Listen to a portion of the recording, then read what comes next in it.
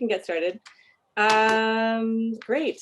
Thanks for joining on this beautiful evening. I know we'd all probably rather be outside enjoying the sunshine, but or whatever it's doing there in London. I'll take any comments on the minutes before we approve them? No. Only as to their excellence. Yeah. Yes, very thorough, Vina. Thank you. Okay, I'll take a motion to approve the minutes from last month. So moved. Second. Second. All in favor? Aye. Aye. Aye. Great. Okay, so the board chair section. I've had conversations with a few different board members, just talking about the structure of our meetings and figuring out how we can ensure that while we need to get through the procedural stuff that we have to do, so either regulatory requirements or just the updates from Lester that are sort of the most, in some ways, the most important parts of hearing how the schools are going, that people wanted to ensure that we as a board do have kind of a finger on the pulse of what's happening at Classical. So how are teachers feeling? How are our scholars feeling? How are our parents feeling? And it's tricky, right? It's tricky to figure out how to have that information feed up in a way that's both kind of efficient for us to review, but also that's really indicative. So we talked about organizing kind of town halls for teachers.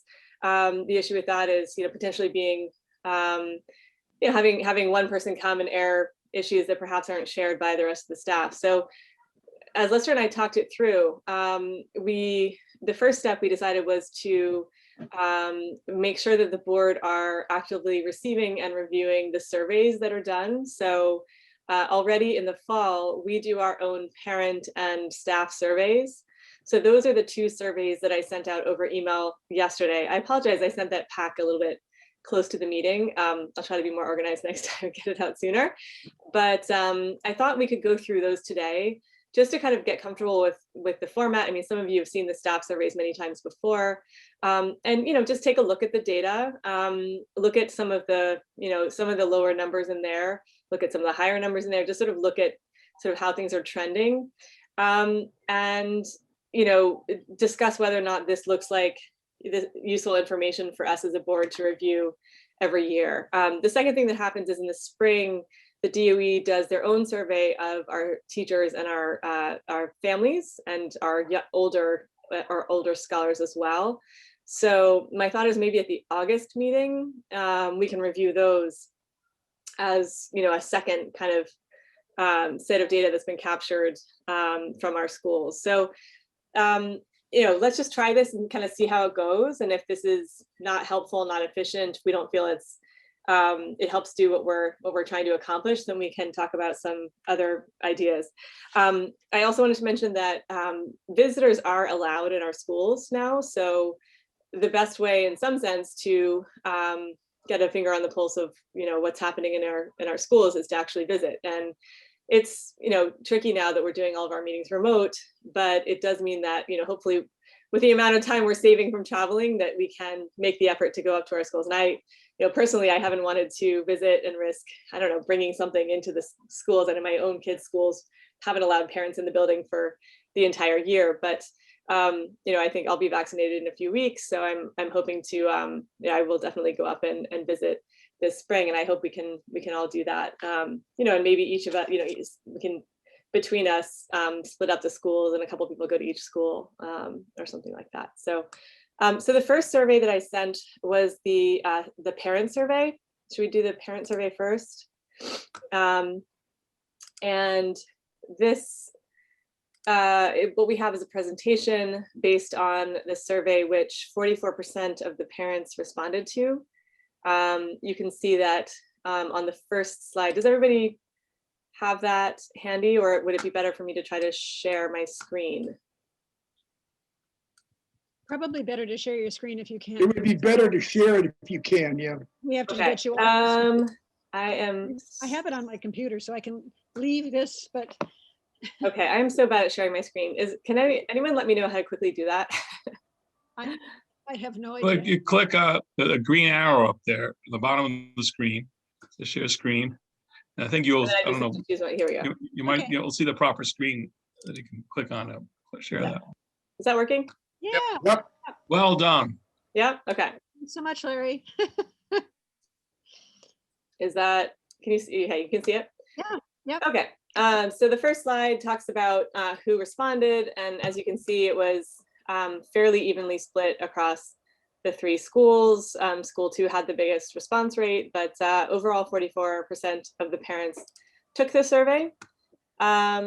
Second question was, how likely are you to recommend classical to a friend or family member? And again, these are all 1 to 5 responses, where 5 is the best and 1 is the worst. And quite close to 5 is, 4.5 to 4.57 were the responses, and actually pretty tight across the 4 schools, which is interesting. But I think overall that's that's pretty good as a recommendation. I mean, it looks like our parents are at the end of the day very happy with what we're doing. What do you value most about classical? So teachers and academics, organization and communication, commitment and dedication. So discipline, deans, respect, care, community, high expectations, teamwork, support, everything. So yeah, it's probably what we might expect, but it's great to see that certain areas like discipline, culture, and deans, that's always something that we're sensitive to, ensuring that when sometimes what we hear is our parents who the things that filter up to the board are often examples of parents who are not happy with discipline, and it's nice to see that actually that's something that was cited quite often by our families as something that they value about classical. Okay, what is the biggest area you would like to see growth in at classical? After school, extracurricular. So yeah, there we go. So that's obviously easier probably for us to do in schools where we have our own gym or our own facilities. But Lester, do you have any thoughts on this one? Is this something that we're actively working to find some ideas around, or? Well, I would say that first, this survey is, this was in the fall when our school buildings were shut down completely. So I wouldn't be shocked if the fact that, the children weren't leaving their bedrooms all day. So I wouldn't be shocked if some of this comes from that desire to just get kids outside. Our day ends at, normally 4:30. So an after school program or extracurriculars outside of that long day is tough to figure out. We've looked at doing, we do like an athletic league where we've offered sports on weekends for the upper grade students.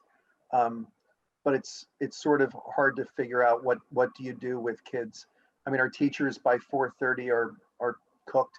So, we have an after school program in 2 of our buildings, the public school buildings. So it's figuring out what we could do there, but very honestly, like that's a tough one to figure out. Yeah. Bring my stepdad's people in there, man. So get a step team going. Yeah. Seriously. No, you teachers won't have to do it. But Well, I think the problem is like it's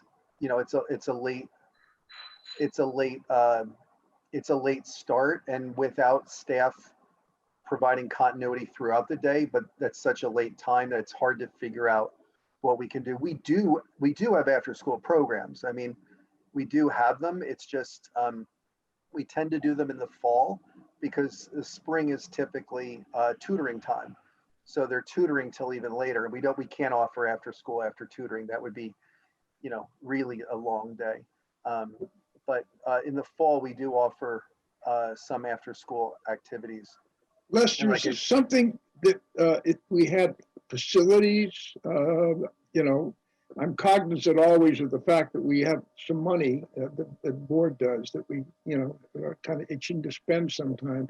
Is this something where, like if we had just talking off the top of my head, if we had a gymnasium that kids could all go to after school and shoot baskets or something, that would be a useful thing to have? Or what sense do you have of what kids themselves are interested in, if anything? I think the answer to this question probably is more about childcare for parents than it is specific lackings in our academic program or anything like that. The school one has a gym and it has an outdoor, that blacktop area now Yeah. has some, it's been rejuvenated. So there is something there. At school two, they do have another rejuvenated, really nice space. And of course, school 3 and 4 have full basketball courts. So those exist. You know, again, I get, you know, I kind of get punched on both sides of my jaw. Like I'm trying to protect my staff time because they're tired. So if we see that they're saying that hours are long, then that's kind of indicating that we don't want to use them. There are people that we can hire. In fact, there's one called after school, the After School Corp or something. There's a program like that we could hire to do that. But I don't think right now we'd have to look more into what parents specifically want before we jump into something like that. Because you get into like things like, what if a parent doesn't show? So I myself have brought kids to police stations because after school people say, it's 5:30, I've done my day. So we have to have still people there to actually take responsibility for children.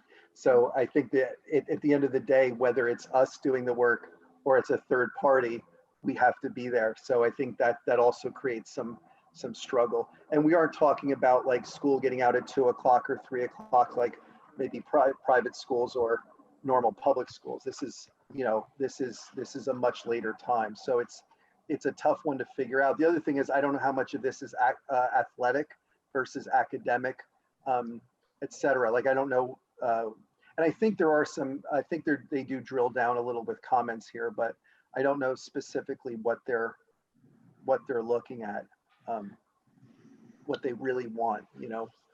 Okay, so it's an interesting data point, but it needs a little bit more clarity. And I love the second one, communication with parents, which is also the thing I love about surveys is when, you know, one of the biggest strengths also comes up as one of the biggest things to fix. So, you know, that wasn't cited terribly often. You know, we have a whole bunch of other things. Expand high school, that's interesting if that came up, number 3 on the list. But, you know, I think there's some interesting ideas here, but it's interesting that the top item was after school extracurricular. Hey, Lester, just a quick question for you on the extracurricular topic. Years ago, we had talked about NYJTL and the Cary Lead Center, which is the big tennis center that's located not too far from schools 3 and 4. Do you think it's worthwhile trying to connect someone at the schools with someone from that program? I don't honestly know off the top of my head what programs they offer to young kids, but I know that they do that. And perhaps we can set up, you know, transportation for, you know, 1 or 2 days a week after school. Is there someone at the school that I can connect with to try to? I thought we looked into this, James, and either their program either started too late or too early. Don't you remember that? I remember that we met. I forget her name, but we met with the woman who actually runs it.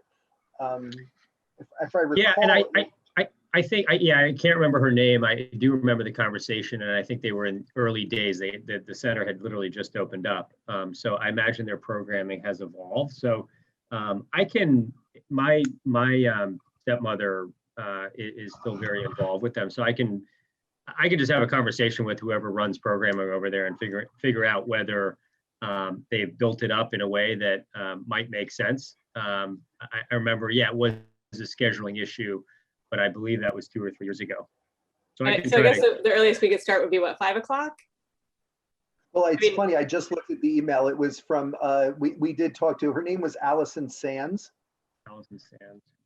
Yeah, that was the woman we spoke to. And she said the private schools typically have all their courts until about 6 o'clock. So we'd have to do, she offered like 6 p.m. to 8 p.m. I mean, we can, and I think we did, in fact, James, send an offer out to our parents to, I don't know if any of them, I seem to recall some took advantage of it, but this would be like late, not late, but 6 to 8 p.m. Because the private schools typically have the because they get there first, so they probably use it from 3 or 4 to say 5 or so. Which group is that? This? It's Oh, this is a- NYJTL. MYJTL. So it sounds like maybe it's worth going back. If they did have something more like 5 o'clock, I might work, but otherwise it sounds like the scheduling is a little bit tricky because there's too much of a gap. I just want to keep moving because in the interest of But time- I just want to, I mean, I would like you to speak to my step group. They could do it in the gyms or wherever you are.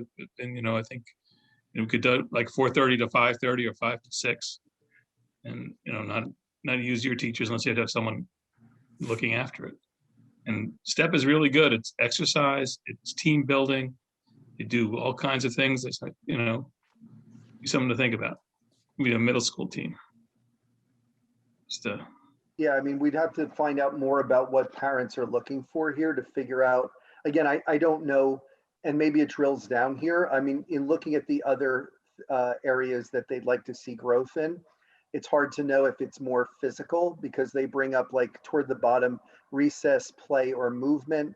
You know, Only 3 people. recess, play, movement. No, 12. Oh, I thought it was one that had 3. Well, you know, Lester has No, now I- mentioned 3 times, I think, finding out, it would be useful to find out from parents what they want. Why don't we find out from parents what they want? yes. It's a good That idea. seems to me like Maybe the next maybe in the sensible next survey, we move. can include more detail to understand what that's about. Yeah, we need to learn more. Okay.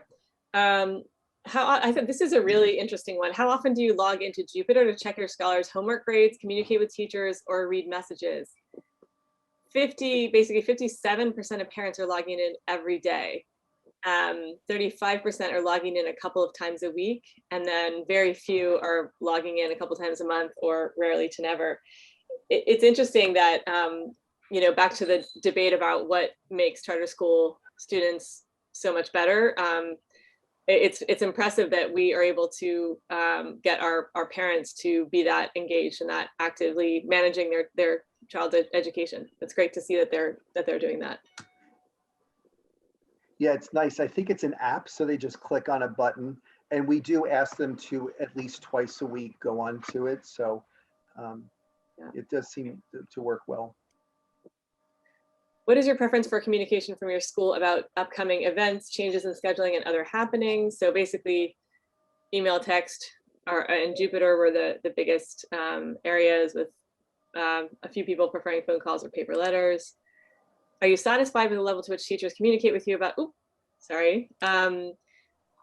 communicate with you about your scholars' academic progress? And 92%, which is impressive, say yes, they feel informed.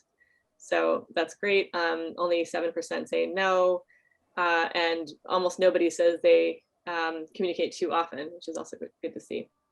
Are you satisfied with the level to which deans communicate with you about your scholars' behavior and attendance? So this is, you know, still very positive. 89% say yes, and only 10% feel they don't have enough communication, and 1% feel that they have too much communication. Are you satisfied with the level to which deans communicate with you about upcoming parent workshops and events? So by and large, yes. Communication about schedules, academic expectations, and attendance policies. Yeah, by and large, yes. So only a few feel that they're, about 12% feel that they're not being communicated with effectively or enough. During remote learning, so this is a question about how well we've communicated during remote learning. And, you know, overall pretty positive. You know, I guess the best was about scheduling, the academic scheduling. And the weakest was how to support my scholar with remote learning. But, you know, overall pretty solid scores.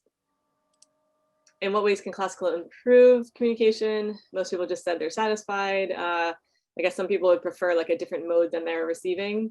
A lot of people put not applicable. Some said more often, provide in Spanish. It's interesting. Communicate around test scholar progress. So there's not a whole lot here, I don't think, to discuss. I did want to add, Ingrid, that in Jupiter is an app that you can opt to have the Jupiter message go to text or go to email. So I think the issue here is the second one, specified mode, is working with parents to realize like Jupiter allows you to choose, and in fact, all, you can have it shoot to anything. So Yeah. that's something we need to work on. Doing some training on Jupiter. Expand on your rating on communication about scholar achievement. So it looks like it's they'd like more information on scholar progress and the report cards not being super clear. Lester, you redesigned the report cards a couple of years ago. Is that right? Yeah, we did. Yep. Okay. And so they're, I mean, by and large, people feel good about them, but if you have complaints, to what extent do you agree or disagree with the following statements? Classical provides parents with opportunities to share feedback and ideas. So it's, just above a 4. Classical fosters an environment where staff, parents, and community work together to improve scholar achievement. So about the same. And average of school leaders at Classical work to build trusting relationships with parents. So that's a little bit more positive. And I feel connected to my school's community. So that one's a little bit lower. I mean, to be honest, that's tricky to do during COVID, right? Because no one probably feels very connected to their child's school during COVID, but it's still at a 4, which is interesting. Creating a supportive environment. So if you want more parent involvement, but there's really not a whole lot of information here to discuss. And I thought this is also very interesting. On average, how long does your scholar spend on homework each day? So for the most part, it's 1 to 2 hours. And for 10%, it's 3 or more hours. And for 28%, it's less than an hour. Lester, is that in line? What do we kind of set as our guidelines for homework for a scholar per night? Yeah, I mean, the 3 hours or more is something that we need to figure out, because there's absolutely no reason it should be even. What we do is we say 15 minutes per grade per year. So, kindergartners get about 15 minutes home, first graders 30 minutes, 45, and it goes up like that. But it does cap out at about an hour and a half. So everyone should, 1 to 2 hours is where it should be. Yeah. Yeah. And of that, a lot of that is done in-house in the day. So we have like study hall, in the upper, like this isn't broken out by grade, it's broken out by school, but in the upper grades, we have what's called, as you know, study hall. So a lot of that time gets used then. This may have been caused by, we use something called formative, and we have, so we, for remote learning, our students engage with the school through 2 media. One is just paper packets, and the other is this thing called Formative, which is a website that, not a website, it's an app, or it's a website that you go to answer questions and things. And I know there were some tech issues with that, but 3 or more is, it's troublesome, problematic, and highly, highly super unlikely. So we probably worked with parents to reduce that. But I would say like an hour a day of homework is about right. And remember, this is also like parents judging, so it's not there's no sort of, I doubt they were like clocking their kids. It's more so their sense of how long scholars are taking. I know with my kids, sometimes they sit down, but then they're, the older ones who have computers from their schools are texting with their friends, and so they're not actually necessarily doing their homework for the whole. We have a lot of parents who actually request, can you keep my kid there for an extra half hour or 45 minutes, because they will get the work done at school. And we've considered doing that, having a homework help program as like an extracurricular, because it's a win, because we all agree that there's no way it could be, 3 hours. And if they could spend 45 focused minutes at the school, it'd save everybody time. Yeah. Next question, how many parent workshops did you attend last year? And the most people went to 1 or 2, a few more went to 3 or 4. Actually, no, most people went to 1 or 2. The next biggest chunk were people who went to none, and then 3 and 4, and then 5 or more. So it looks like we could do a little bit more, maybe recruit. I mean, and also it's maybe availability, you know, might conflict with work hours and things like that. But yeah. Again, that's pretty impressive when you think about it, you know, to have that much attendance of any kind from parents. They all have busy lives and, you know, that's And remarkable. I think they it's a- tend to be focused on a certain topic. So, you know, those workshops can mean that they can just be things that are not applicable, like autism or something, or, you know, et cetera. So I think part of the problem here is, you know, not the problem. I think the reason these numbers are what they are is just these are the topics that hit most parents best. You know, if you have 30 workshops, but you're not going to go to, you wouldn't want a parent to go to 30 of them if 25 of them are just simply not applicable in some No, way. but it's a real index of parental commitment to the school that they go to any workshops. I guess that's what I'm saying. And my experience that parents with younger kids go to far more workshops than parents with older kids. And that's sort of what you see here is you see the schools 3 and 4 have the highest attendance and the lowest people in the none category. And it sort of goes in reverse, you know, reverse order there. So then it's school 2 and then school 1, which has the oldest kids has the fewest attendance at workshops, so the lowest attendance at workshops. For the workshops you attended, rate how beneficial you found each workshop. So it looks like the math workshops were the best rated, then the state test workshops next, and then the others were sort of roughly the same. So literacy, time management, mindfulness, and parent academy. And then there's a question about whether people would prefer virtual or in-person workshops for the coming year. It looks like actually people have realized that the virtual workshops are more convenient. So is that something that we plan to keep for next year? Yeah, we're doing those now, and we're doing a lot of things. We're even doing we're doing monthly movies with kids where we virtually as well. We're moving a lot of our evening programming to virtual, to remote. What additional workshops would you like to see Classical provide? Interestingly, parent support for academics, homework, and language. That was the biggest. Then health and social emotional, I think it's supposed to be. And then extracurricular, I don't know what any of the other ones were, but yeah, college support remote. So academics are the top. In what ways would you like to get involved with the school community? A lot of parents saying, oh, quite happy not doing too much. Some would like to volunteer or observe help in a classroom or plan events. Not that many want to join the Family Advisory Council. Is that sort of indicative of the overall level of engagement with the Family Advisory Council, or what do you think? Yeah, I think that's a pretty serious commitment. I could see why. You know, I think 600 parents took this survey, so it makes sense. I could see 10% of them. 71 is still a fair amount of parents. It's not bad. Yeah. And some are interesting in being part of the social media presence, or a mentor, or a guest speaker. Do you have any thoughts about family involvement in classical? It wasn't captured. A few comments about non-English speaking families or family activities, but yeah, not many comments in here. Okay, shall we move on to any comments about this survey? Was that useful to go through?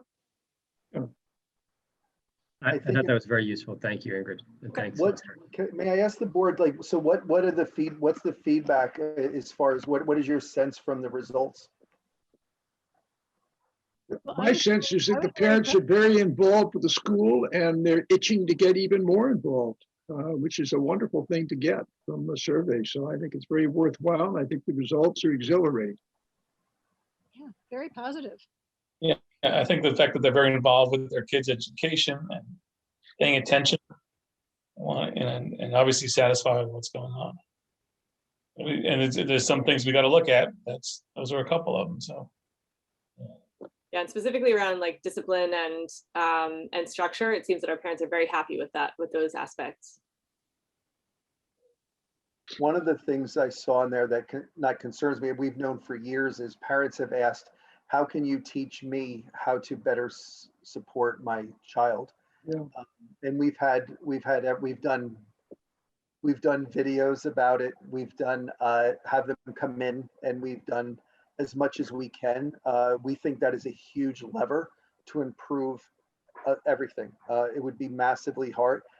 It's harder to do in a virtual environment, but we're coming up with as many ways as we can to do that. We're looking into doing it with video, where, you know, if you think about it, classical's 200 days for 9 years, so there's 1,800, you know, days. Why can't we create short, literally 2-minute videos on the major portion of each lesson for each of those days, so that you can send a parent, like, here's literally a 5-minute video on what we did today. It could only be done really once, right? I mean, not it, and Wow. that's something we could even, that's part of my plan with Classical U. Like, imagine if we can do, so if a teacher needs to know, like, how do I teach what I'm teaching tomorrow, a 2-minute video, because our lessons are set up, I do, we do, you do. So it's only the I do portion that a teacher really needs to get. So it doesn't have to be they watch a 45-minute lesson for a 45-minute video for a 45-minute lesson. It's like 3 or 4 minutes. That could be I thought that was one of the greatest results of the survey, frankly, because it, you know, it's an itch that should always be scratched and can never go away. You know, it shouldn't. The parents are basically saying, I want to learn, I want to stay on top of how to relate better to my child's education. Well, you know, as a parent who's been through that, I know that you're never satisfied. And if you're adequately self-critical, you realize that you're never doing as good a job as you might do in some ideal world. So I thought that was terrific, and that people were that open with them, with who they are and how they're doing, that they would express that need. I thought that was a great positive.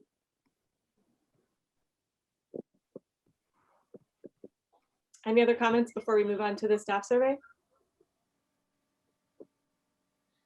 Okay. Okay, so can you see this okay? Is it too small, or? You're still on the parent survey. If you This just, is parent survey, and if you click end screen share and then just start it over again, that's Sorry. easy. But, yeah.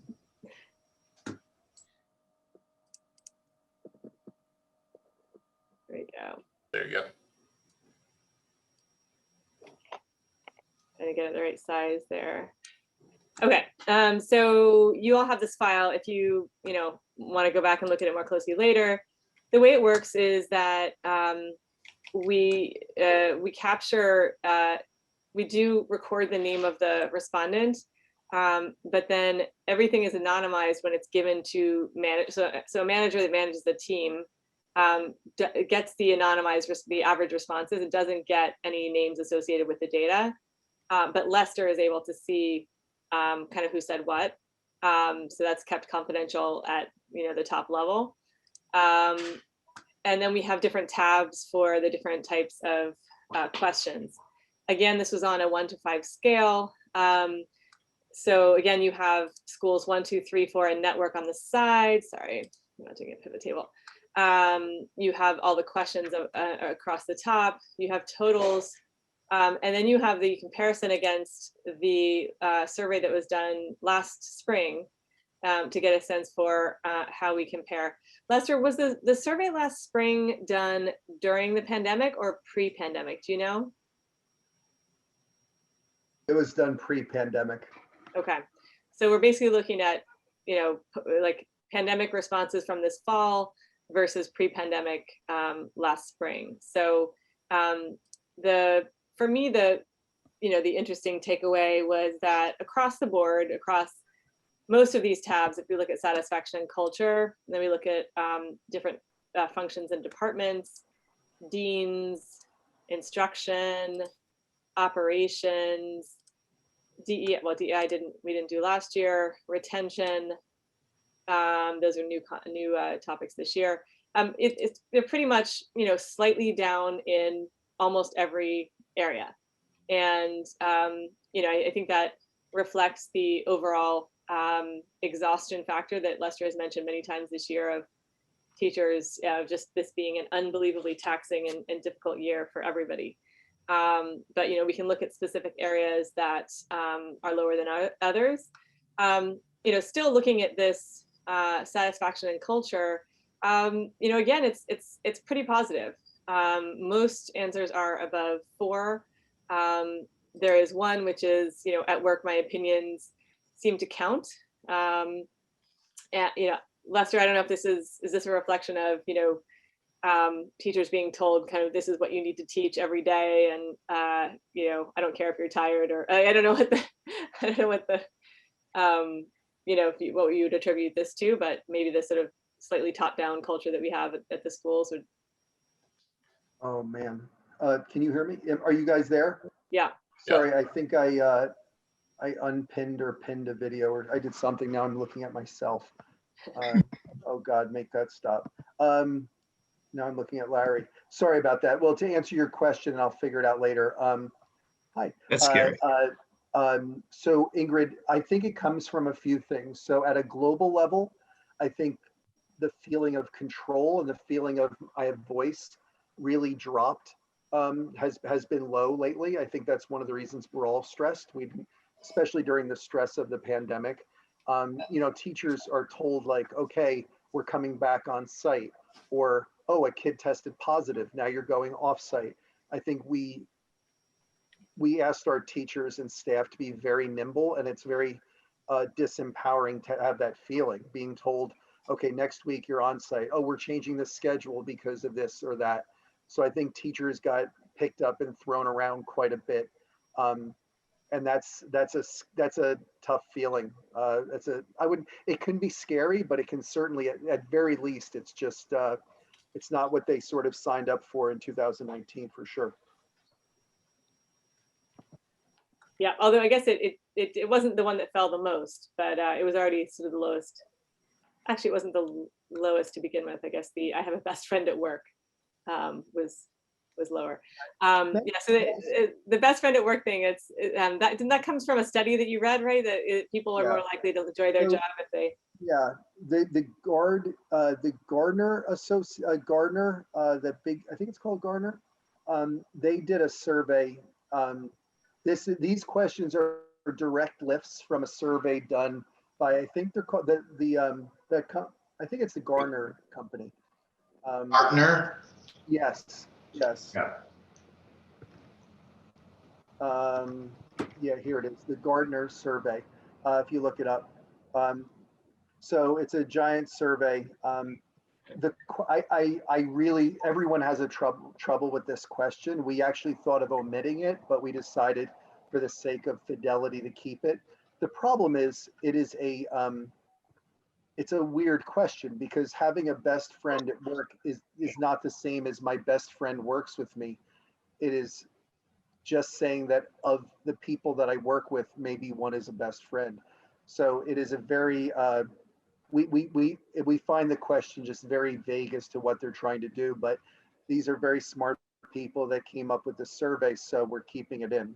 Yeah, so Lester, we've deployed these types of surveys at work as well, and the best friend question it's always hotly debated, and I think some people read it to mean, your closest confidant in the world, and I think the survey designers meant it to mean somebody you can turn to for advice. If you're stuck on a problem, you can go to for help.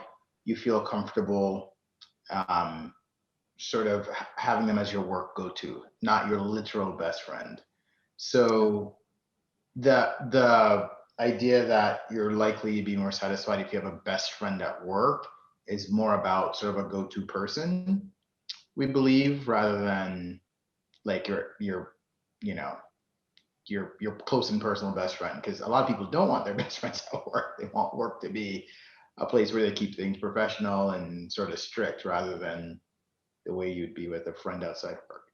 And many people in their comments actually say exactly that, Adrian. I think that's what makes that question so strangely. But I think I wish they would just change it to, I have a confidant at work I can go to for unofficial support. That would be more aligned with what you were saying. Yeah, I think there's a lot of industrial psychology behind it that would say that the term best friend is supposed to emote certain things, and they've kept it that way purposefully.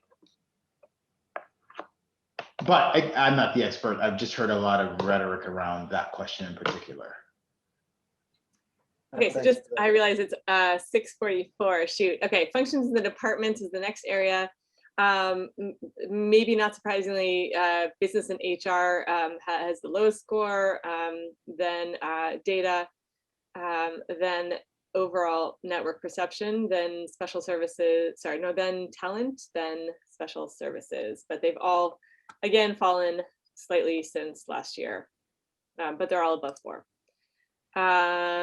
Deans, similar kind of scores. Looks like their highest rating is on their support with parent communication. So they are taking some of the burden of parent communication off of the teachers, which is good to see. And the overall dean perception is pretty strong. Preventing and responding to challenging and extreme behaviors is also very strong. So it looks like our deans are helping teachers on that front. And they're doing a decent job of developing a cohesive school culture, albeit that everything is a little bit down from last year. On the instructional side, again, quite strong numbers. The only one that's below a 4 is the written rubric. Is that how they're evaluated, or is that how they're evaluating scholars?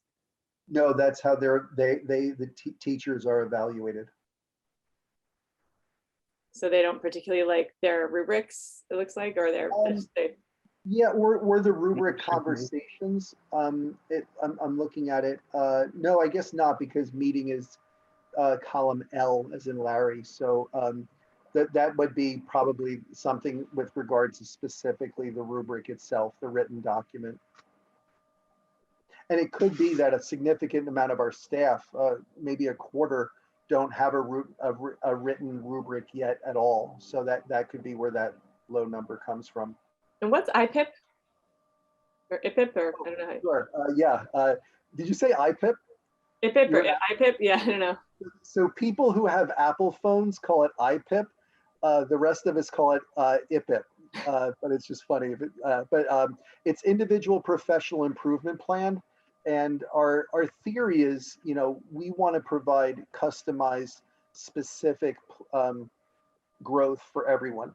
So the flow of it is twice a year, we fill out a rubric. The coach fills out part, the director fills out part, and we meet with, so that's the meeting. And then we give that rubric to the teacher in this case.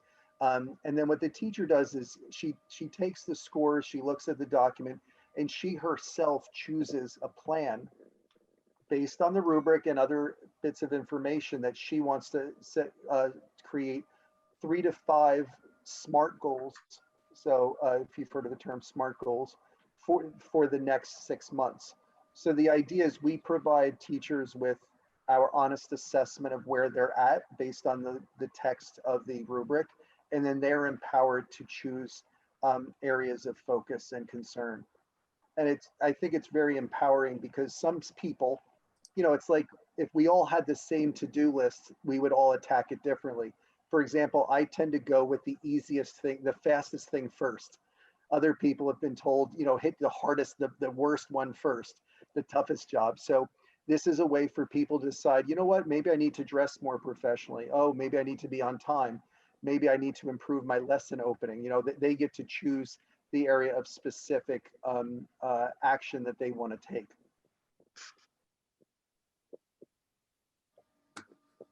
Okay. So operations had the most areas that went up from last year, I believe. So they improved their environment, the quality of the school environmental maintenance, so that the school environment, the copy request process, it looks like is going more smoothly, the supply requests, and then grading and tech support went down. Tech support was a tricky one this year, right? With all the remote scholars and teachers. So and overall, just it's gone down a tiny bit, but had some positive growth, which is good. DEI.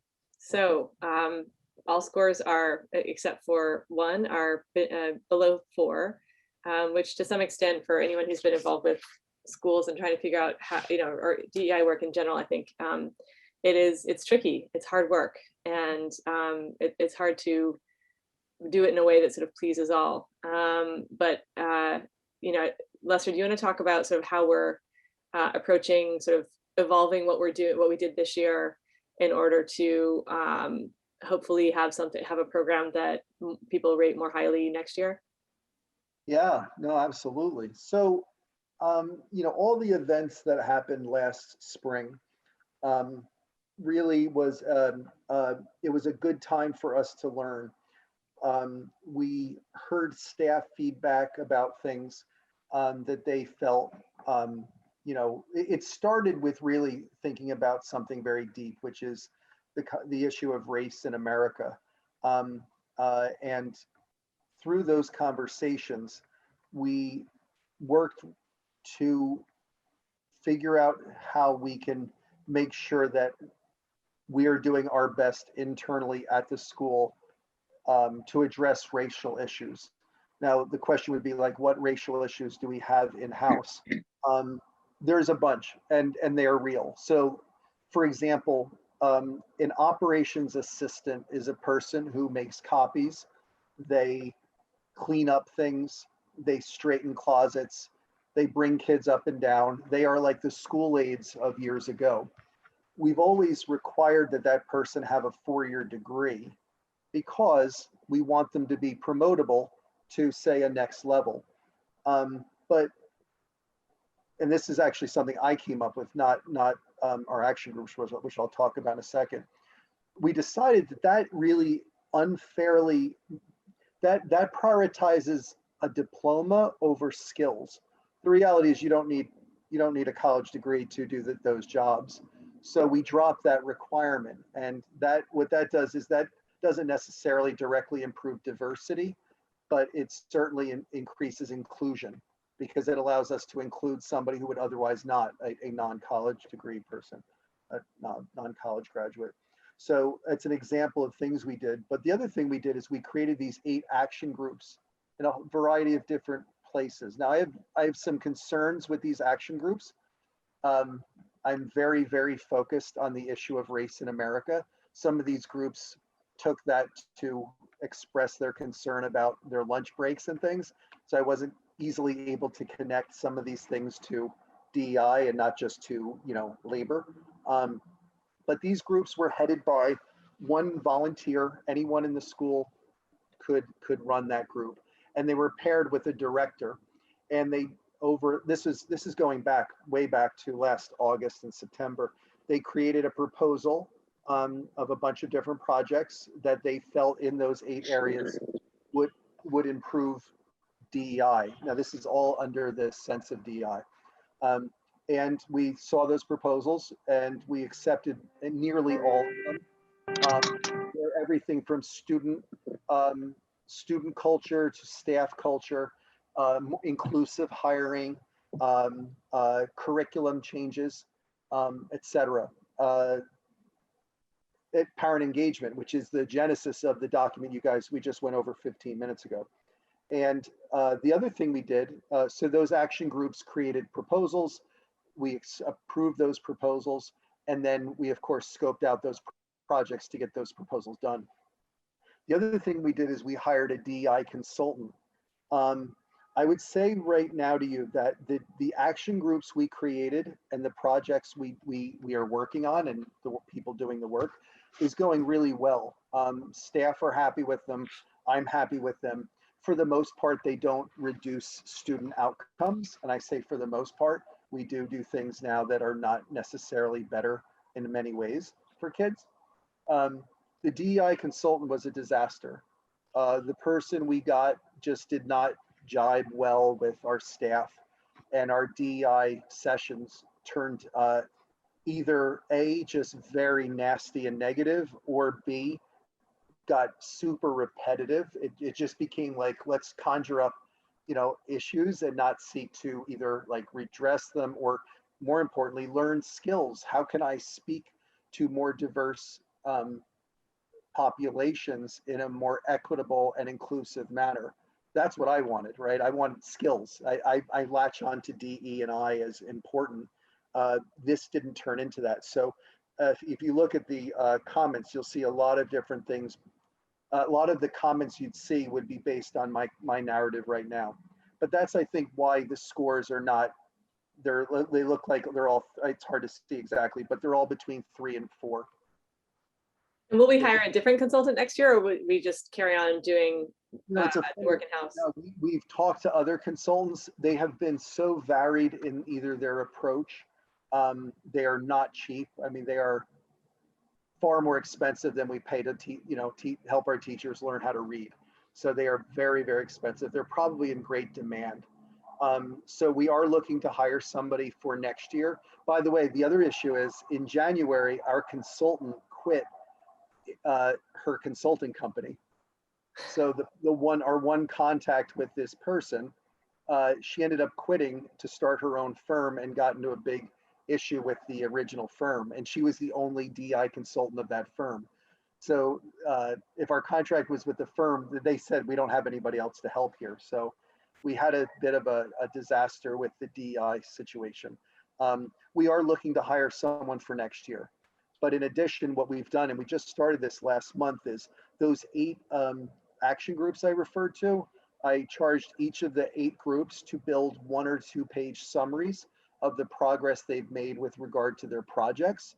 And every twice a month, we send staff an update on that within that group. So every group produced one document that outlined the progress with regard to the specific deliverables as based on the proposals from last fall and spring and summer. Great. Okay. One- Yeah. Yeah, anyway, so thank you. I just wanted to share that. Retention. So the question is, please rate your desire to return to classical next year. The average is 7.88, which is down almost a point from last year. Lester, has this been reflected in the actual retention rates that we've seen, or? Our attrition rate this year to date is lower than it was last year. So But do you know yet about who's coming back for next year, or is that's no, yeah. So that's kind of TBD. What we've found over the years is that the number is not useful except for as a total. So like, for example, if we're at, it looks like 7.88, I'm doing my best to see that. So that would let us know that on average, we expect about a 78% future retention rate and maybe a 22% attrition rate from here going forward. So we'll see whether it ends up being matched by who comes back next year. Yeah. Then there's some flex questions, some different questions that were added this year. I feel confident in my understanding of the parts, purpose, and implementation of the new behavior management system. It sounds like people feel confident in understanding it, but there's some question a little bit lower in terms of whether I feel the management system is supportive for scholars, whether the new cool down and reflection system helps my scholars self-manage and choose better choices, and whether the new school-wide incentive system motivates my scholars to make positive choices during the day. Do you want to talk just really briefly, Lester, about the behavior management system and how that's evolved? Yeah, it's interesting, right? So we had a behavior management system. The staff volunteered to join a group to change that system. And now they are saying that they don't either understand the system or they don't feel that the system is supportive. So, and they don't seem to think that the cool down is helpful. So I think what we have here is a real disagreement within the school.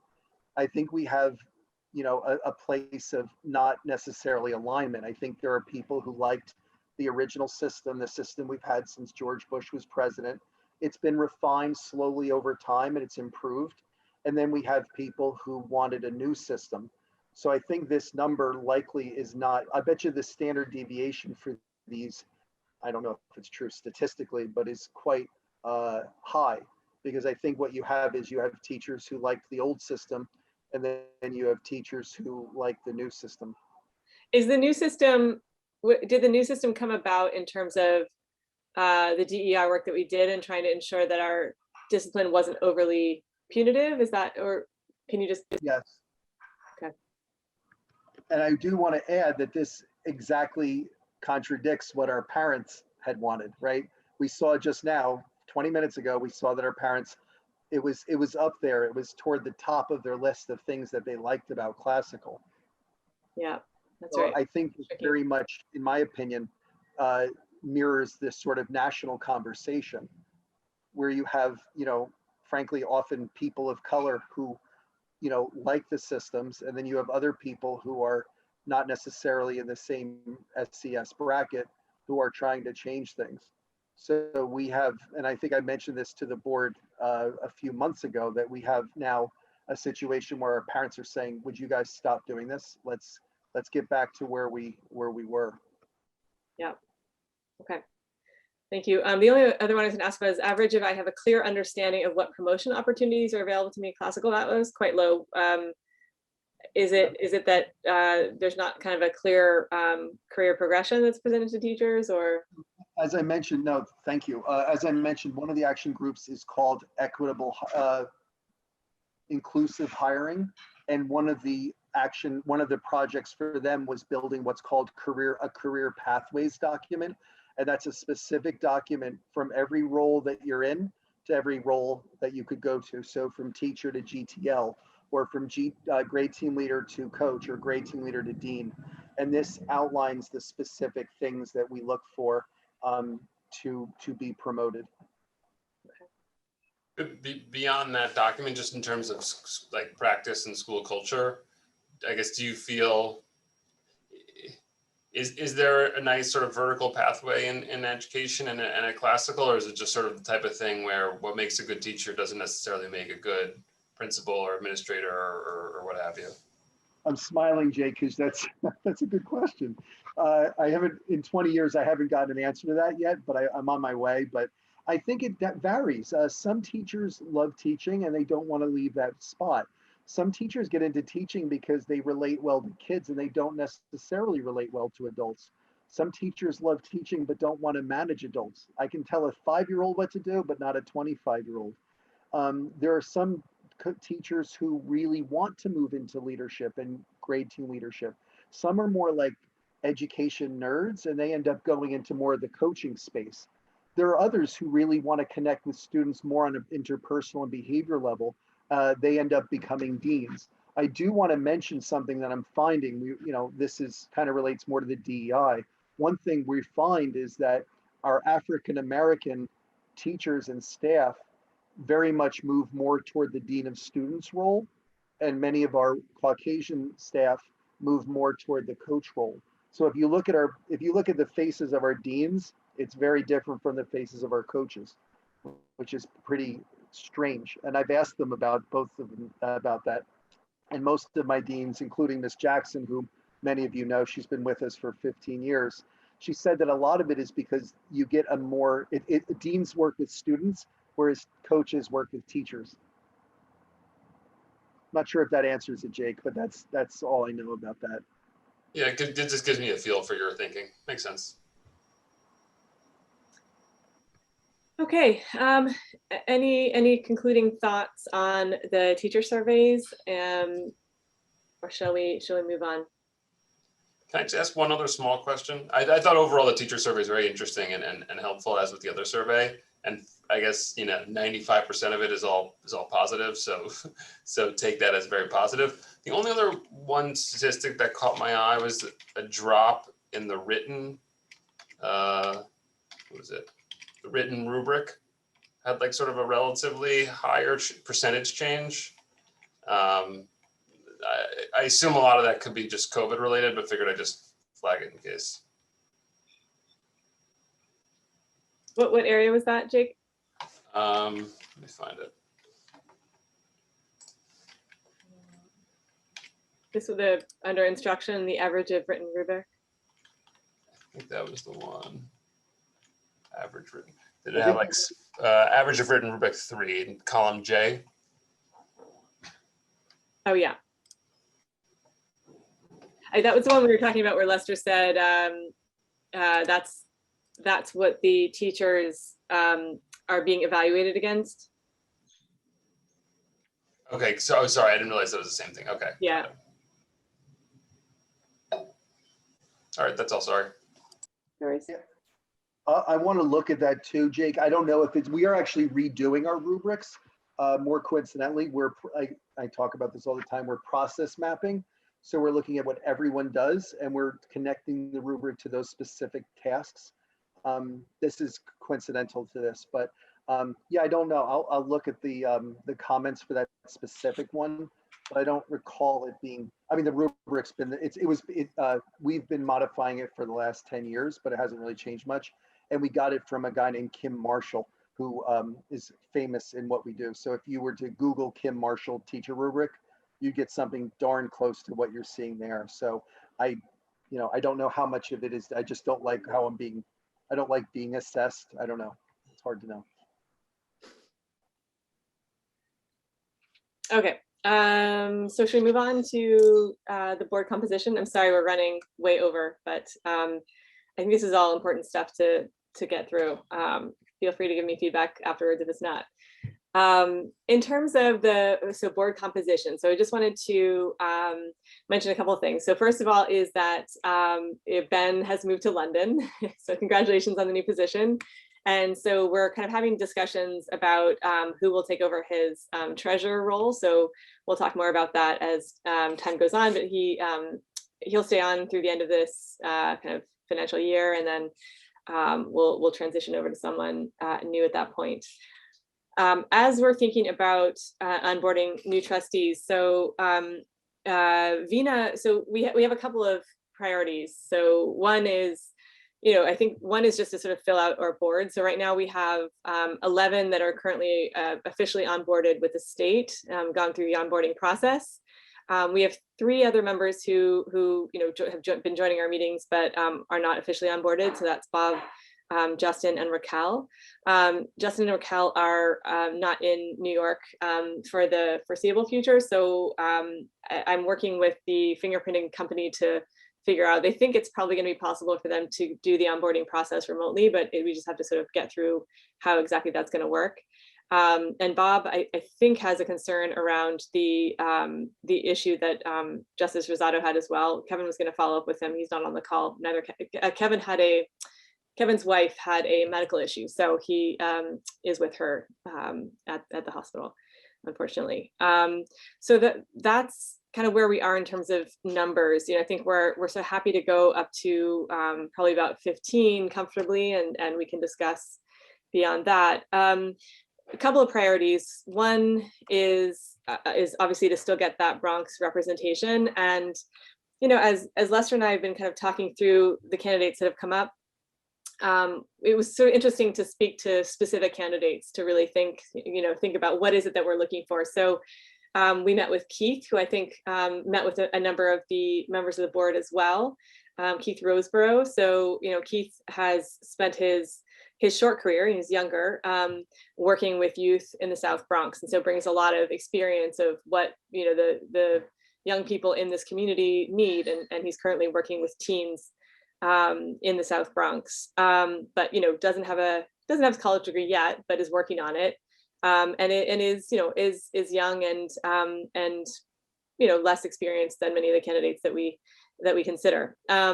Then another one that Vina put us in touch with was Jennifer Barnett, who is a teacher actually at a public school just down the road from School One. So she teaches English in grades 7 through 12 at a neighboring public school. And she's a lovely person. We had a great chat with her. And she had some interesting perspectives on her school and questions about our schools, and we sort of agreed that the next step, and she's been teaching for 9 years, so she has a decent amount of more experience than most of our teachers at classical, and seemed to have strong. She rates, I guess her values are in line with classical around striving for excellence, and she wants kids to work hard and strive for excellence, and does find kind of frustrations at her current school on that front. But she is scheduled to come and visit our schools. Lester thought it was important that she come and see what we do, so that to make sure that she's comfortable with the approach that we take, which is, as we know, kind of much more structured and strict than public schools. So that's scheduled for, I think, on Thursday. Is that right, Lester? I think she's coming in this week. Yep. Thursday. So, if that goes well, we will schedule a meeting with the broader board. But we also, Lester put out a sort of request, or a not an RFP, but a note that was it BoardNet that we're looking for on basically a place where you can post board available roles. And he got 2 really interesting candidates whose resumes I forwarded to you in the email that I sent before the meeting started. So one has a strong finance background, and the other has sort of more of a public policy and is a really experienced board member. I think he's been working at the Harvard Kennedy School. So some really interesting backgrounds, and it would be totally different networks than who we have now. I believe they're both white men, for what it's worth. But I guess I wanted to start the conversation by finding out what the feedback was from the meeting with Keith, if anyone had thoughts they wanted to share.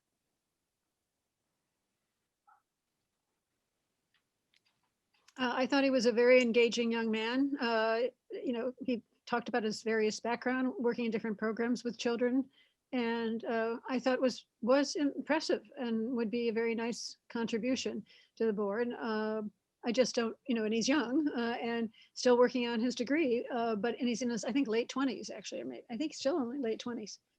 But certainly was a pleasure to talk to, and really did talk at length, specifically about engagement with kids and different programs that he's worked on, which all seemed relevant to our environment. Great. And he had been a public school student in the Bronx himself, public school, but certainly seems to support our goals in the charter school. Yeah, I thought he was great. I think he would be very excited about joining the board, and certainly dedicated to the mission. And I think his being a little bit younger would be a benefit to the board. I think it would provide a different perspective. So I personally don't think we should view that as a negative. And the only concern I had was, that the board is really, in a way, Lester's boss, and a level above kind of our teachers and the governance of our schools. And would we have a concern that our teachers would say, hold on a second, my ultimate boss is someone in his 20s that's hasn't do you see what I'm saying? That was how do we feel about that? I think in the world of startups, where every other person is about 18, and everyone recognizes that success is not dependent on gray beards, I don't think it's going to be as shocking to many people as you might imagine. Certainly doesn't shock me. It invigorates me to think that we might have younger people. Teachers, generally speaking, aren't even aware of the board, Ingrid. You know that. They really, we're not even on their screen. So the age of people, I don't think comes into anyone's reckoning, frankly. With due respect. I think, it's like what Lester was saying about, diversity, like increasing diversity among the staff, and realizing there was a position that didn't actually need to be, you didn't need a 4-year degree to complete it. And I think, it's like we are clearly trying to increase diversity and representation of the South Bronx. And I think it's very natural that a person, who's, grown up there is still, completing his degree, and maybe didn't do it in 4 years, at like a top, Ivy League school, like many of it, or, so I think it's just more representative of the community, which was what we're trying to accomplish. Well, I would also say that he also has similar experience as teachers and can somewhat relate to what they're doing. Many of us can't, That's you right. know, that And the he works students, with right? kids. Yeah, I mean, he works with kids, you know, in the community. So True. I think that's, and I think it's great to have, you want to diversify this board, and I think that's the key. So having someone from a completely different background than most of us and does different things is a plus. What's interesting is I didn't think about this concept with him. I thought about it with the teacher, and I thought, how would teachers look at somebody who they may think is their peer from down the street, ultimately being on the board and being their ultimate boss when they have maybe similar credentials? That's what popped into my head when you were summarizing her, Ingrid, but I don't. That's interesting. Yeah, I had the opposite concern. So I was thinking, well, someone with 9 years of teaching experience is more experienced than most of our teachers. So I was thinking that, you know, it would sort of be a logical person to have on the board. You know, someone that, okay, it's like I'm now being represented. There's someone who has I mean, a number of our board members have taught, but you know, there's someone currently teaching. There's someone who does what I do right now, that can relate to my struggles and in this area that has, you know, maybe a little bit more experience than I do. That's interesting. Yeah, it's an interesting perspective though. Thank And you. I spoke with both you and Lester about that before I introduced you, because I wasn't sure. And I mean, in some ways, when I was talking to her, I almost felt like maybe she should teach at our schools, because you know, it seemed like she was very aligned with a lot of the values. But yeah, I mean, I definitely felt that way as well. Like there could be an issue for her as well of like, especially, I don't know, that we get, you know, the resources, the things that we're able to do that she might not be able to do. I don't know if that would cause conflict for her. Yeah, that's all. I mean, the only thing I wanted to add is great conversation. I think two things. One is the board is a multi-headed entity, right? So it's my boss, but no one person is. And I think, you know, these people could add to that strength of that organism, right? That entire organism. So it's like they might be a hand and a foot when we didn't have one before. So if you look at it that way, that added diversity helps strengthen the board as a multi-person entity. The other thing I would say is what are the skills we're looking for? Like, what do we want this, you know, unfortunately, I think this is something I lament, like we're talking about them in terms of what they bring in terms of either skin tone or experiences that are not directly, I mean, a teacher is not relevant to specific things here. They bring experiences and they bring possibly skills. And in both cases, I think they do bring experiences, one being a sort of kid from the Bronx previously, now an adult in the Bronx, and there being a teacher from the Bronx. I think what we want and what I really want is somebody who's aligned to what we do. You know, I'm not, that's more paramount to me. I think we need to move away from, I think right now the board is sort of, frankly, like we're not people of color, not from the South Bronx who are aligned. And I think we want to bring people on who are from the South Bronx and who are aligned. The big concern is if a parent comes to you saying, you've built a school and I don't agree with it, what's your, you know, or is there going to be lines of differences because of these demographical issues? Having people on the board, and Jennifer is an example, who can say like, I know what loose instruction looks like. I know why classical is so adamant to stay structured, etc. I think could be important. So I think those are my thoughts. Well, I think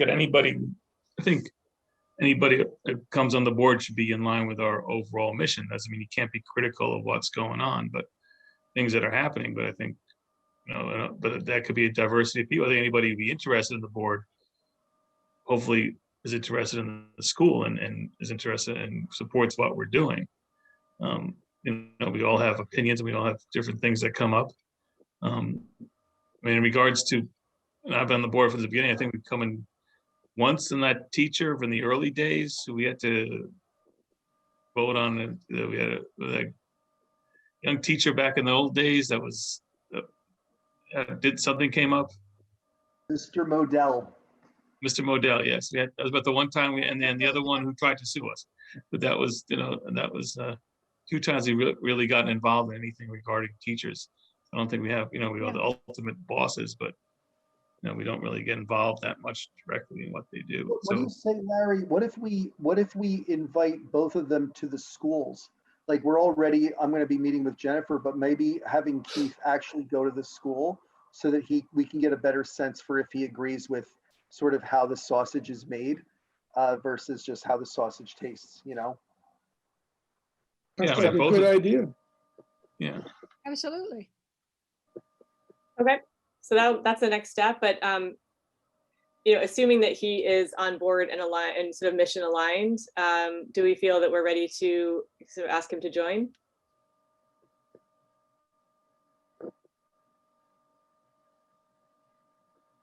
Thumbs up. I see a thumb up from Larry, thumb up from Jake. Yes. Yeah, okay, Yeah, okay, I did.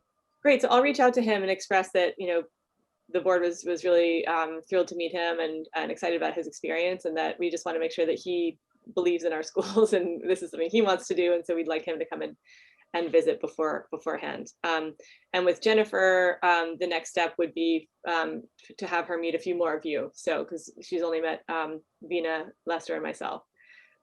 So after she does her visit on Thursday, we'll arrange a session with the broader board. Great. And then Lester, do you want to reach out to the 2 that came in through BoardNet, or would you like me to? One of us, or we, Yeah, look offline. I can reach out to them. I just got an email from his name is just to let you know, Marty Linsky. You may have heard of him. He's at Harvard, I think, business. Kennedy School. Kennedy School, yeah. He worked for William Weld when he was governor. He's written some books. So he was on the board of Ascend. He seems like a great guy. He's an older gentleman who said, like, I'm not a money guy.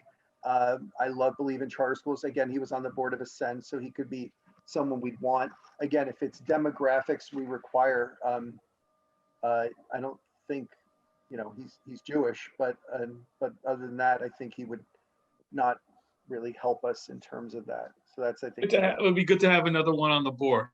Oh, that's right. Oh, I don't know about that. We talked just about Chris. Have you heard of him, Larry? No, was it Martin Linsky? Marty Linsky. And I'm not asking because you're the other Jewish person on the board. Does he involved in, is he in Boston now or is he in New York? I think he says he lives in New York, but I think he still works. He's on the faculty, I think, of the Kennedy School, or maybe he's retired from the Kennedy School, but his hometown was listed as New York. Sounds a little familiar, but I think it's public policy. But He's I hope that he has about the left actually, politics. Yeah.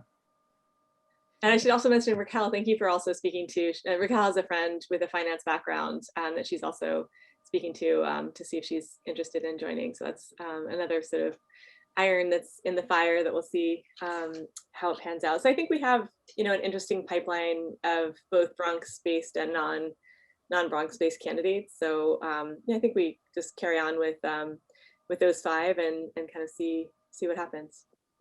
Ingrid, I wanted to mention that when you and I spoke a couple weeks ago, I thought we had another concept that I thought we could mention to the board, which is, I think we talked about this at the last meeting, like relaxing our constraint around the South Bronx and limiting it to the Bronx, because I think the South Bronx it's a relatively small area, and by expanding it to the Bronx will include areas from City Island all the way to Riverdale, all the way north to Wakefield, and that captures, literally 20 times as many people.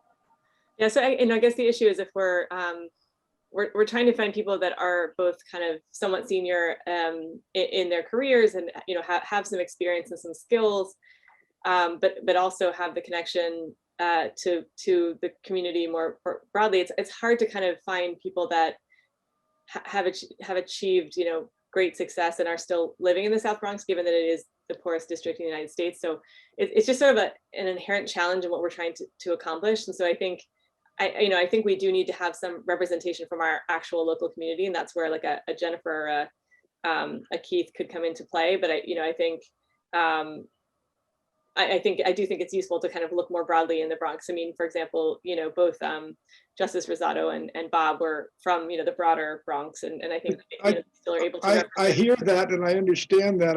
I think we should always remember, though, that we back at the beginning, we very deliberately chose the poorest district in the United States for a reason, and it wasn't that we were zealots about it, but simply because we felt that concentrating on the most needy people was the most important mission for the school, and I wouldn't want to see anything that either from the top or from the bottom or from the middle that diluted that sense of mission.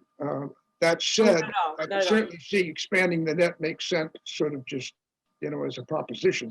So I just wanted to throw that out to remind ourselves that there's a reason for us being in the South Bronx and concentrating on the South Bronx.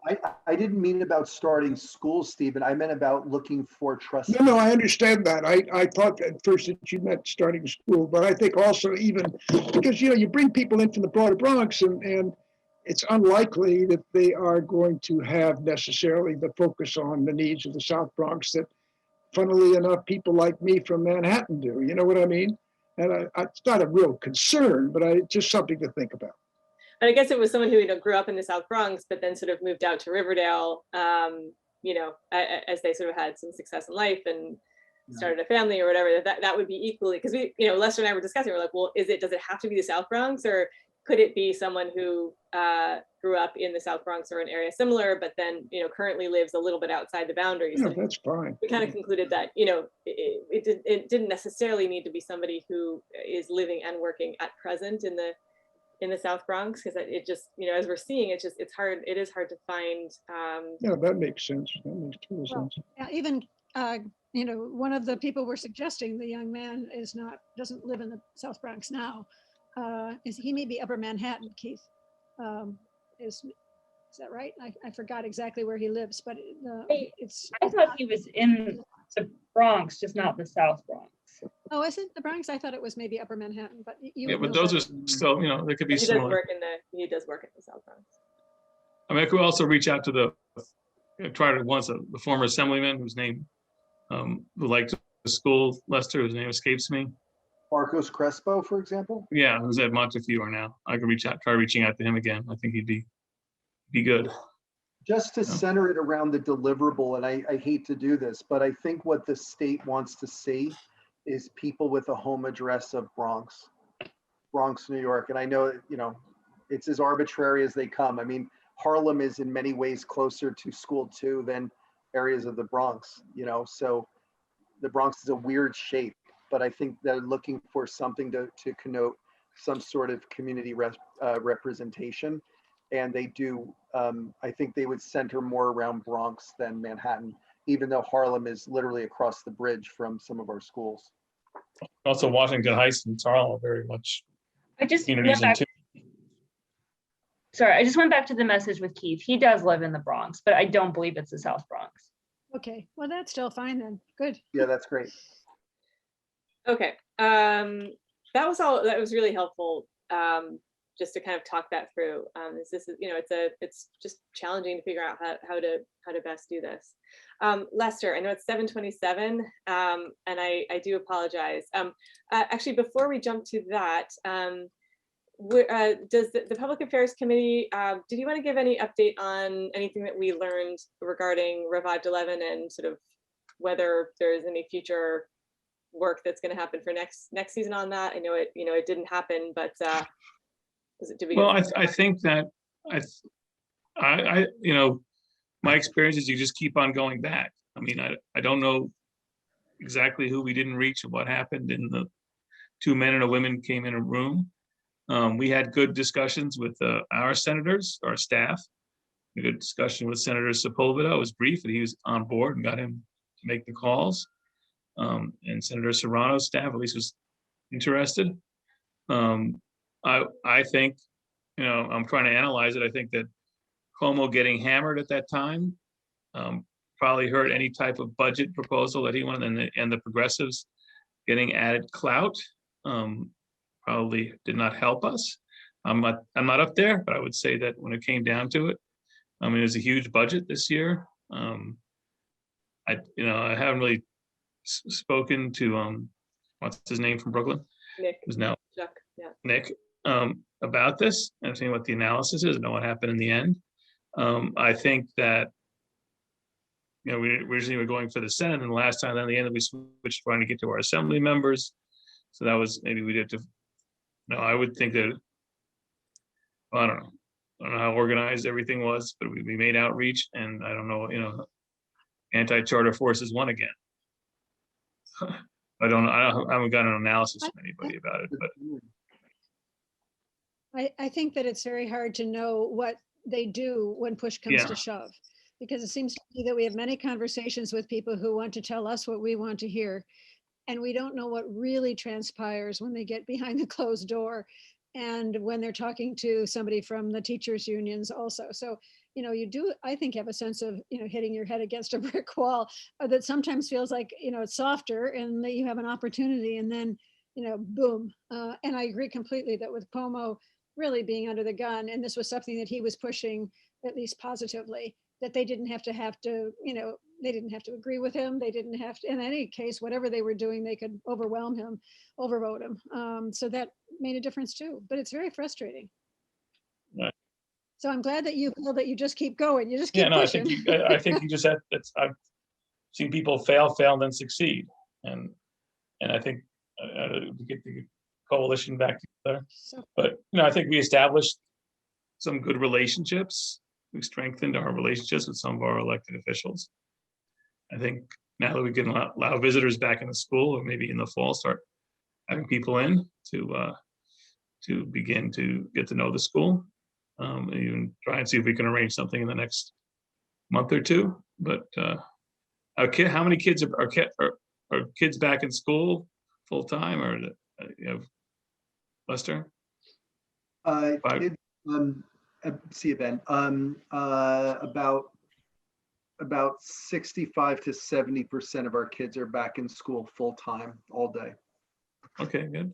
So we can start having people in, maybe have some visits, not do things virtually. But I think that would be something that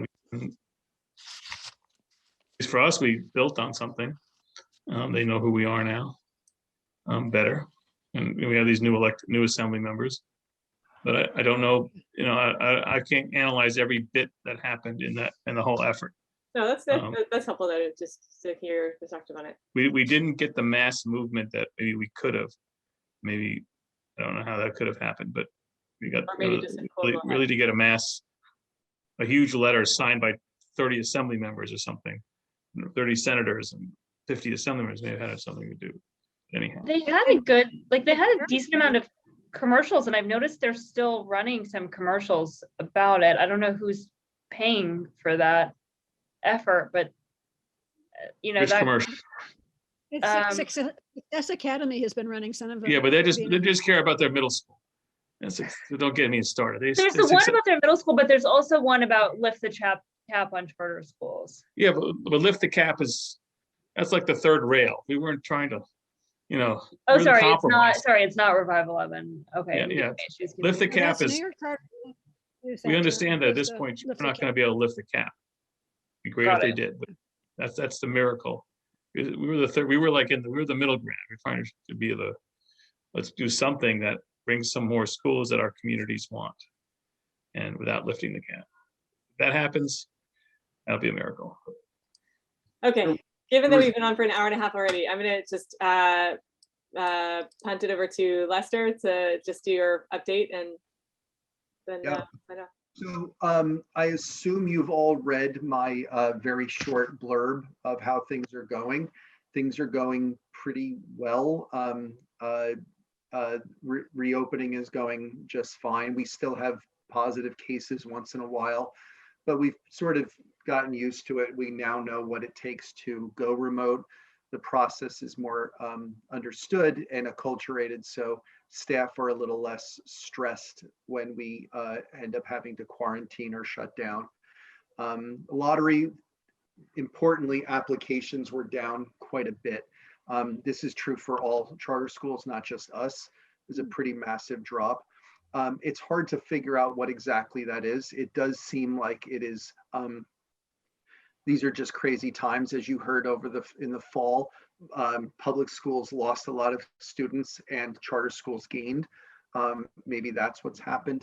I think people are just in a tailspin as far as what their environment is. They're just not thinking about education right now. People are thinking about, you know, where am I going to live? What am I doing? So the good news is our number of applications has always been so high that I am not super worried that we will make our enrollment numbers. I continue to want to get that loan with PPP converted to a grant. That would be $3 million we need. We did win a grant from the Calder Foundation. We had our ELA test, state test yesterday. It was short. I think our kids did really well. I did want to add, we did not give raises, as you know, last year. So one thing I'm going to be working on, I'm going to build a model. I'm going to build my Excel. I love Excel. I'm going to build a model to see how we can create a rational and aggressive and generous raise program for next year for all our staff. That makes sense. Can I ask one question on the testing? I know a lot of schools decided not, or like, you know, the state sort of said, oh, you don't really have to. And a lot of schools, you know, basically didn't have their kids come in. Was it, I guess, did you have a high percentage come in for the test, and was it hard? Was it difficult to get them to come in, or I guess a lot of them are coming in anyway? Funny, Jake, most schools had a 50% or more opt-out rate. Our opt-out rate was about 3%. Good. So, and I think that is a good thing. I don't think the state can give much statistical value to it if, you know, half the kids didn't take it, but I think it's just a cultural indicator that our parents, I can't say this enough, like our parents want what we're doing. You know, a lot of this stuff that's coming out about anti-testing, anti-charters, a lot of the stuff that you're hearing about is just not matching what our parents want. That is the lightning rod major thing I need to share with you. So our parents want their kids to take the test. Our kids are going to kick ass on the test. Our kids did kick ass on the test. Our parents are raring to go with what they want. They are very pro-education. They're pro-American dream. So I just can't say that enough. Anyway.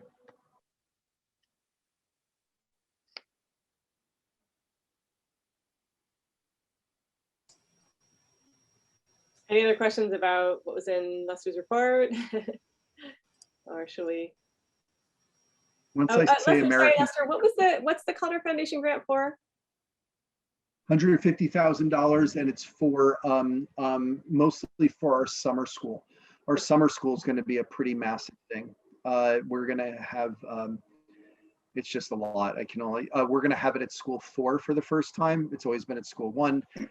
It's a massive thing because we typically send our lowest 20% to summer school, but the kids are doing worse this year. So, you know, is it still the same 20%, or are we able to get a higher number? So we're doing a lot of really cool data and research to figure out which kids are literally just lower.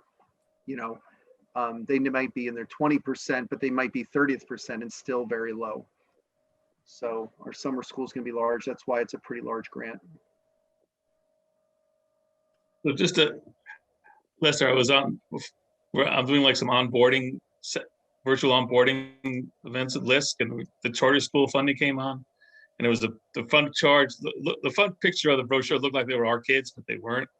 But I'm on the board of LISC. I'm on the board of South Bronx Classical, and so the woman who did your loan, you know, we corresponded, and she was really impressed. She says she wants to come visit when she's vaccinated. Maybe we'll come. If I'm back in New York by that time, I'll come up with her and visit the school. She wants to see school 4. Yeah. She's very impressed. She's so happy that it got done. She's very happy that it got done. Thank her. She lent us millions of dollars. So I did thank her.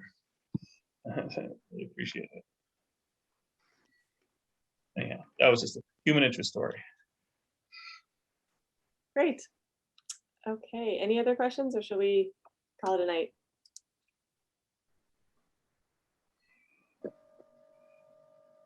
Okay, sounds like we can call it a night. Please send me any feedback, any thoughts you have. I think next time we do the surveys, we could do them a little bit more snappily. So sorry, I took a long time through it, but you know, the first time wasn't quite sure how to go through it. But send me any feedback, you know, over email if you have any thoughts on how to do it better next time. Sorry, I don't know, Adrian, if you want to mention about Justice Rosado. Yeah, really Oh, quickly. Yes, our second event, and I've sent out a calendar hold to the board. So Justice Rosado is going to be a speaker for our second speaker series event on May 17th. Main change, as asked for by the school directors, was different time of day and giving the students more of a chance to interact. So Catherine's going to facilitate that session for us, and we will look to highlight the kids more, and hopefully some of them will be wearing classical baseball caps. Great. Let's hope. Let's hope. Wait, what? I'm just looking at my, so it's at 3 o'clock. Okay, so it'll be during the school day? Yeah, it's the last block. Lester, you can keep me honest. It's the last block of the day. They felt like they could increase attendance. The teachers will still have full control for the folks in class. So they're going to do in-class dial-ins and stuff, which I love that idea. That sounds great. I think that's, It will yeah. There will be a little disruption with it, but we were able to move some blocks around, so content didn't get lost from doing this, Okay, which is good. great. Thank you. Fantastic. I look forward to that. It's Ingrid, I thought your my daughter's walkthrough, birthday, so that day, so I'll try to join, but Ingrid, I thought your walkthrough was very useful, so don't worry about that. It was good. It was good to have that summary. I don't think we need it every time, but it was useful. okay. All right. Well, thank you so much, and see you on, I think it's May 11th is our next meeting. Great. Yes. Great. Okay. Thank you. Have a good night. Good night. Thank you. Bye.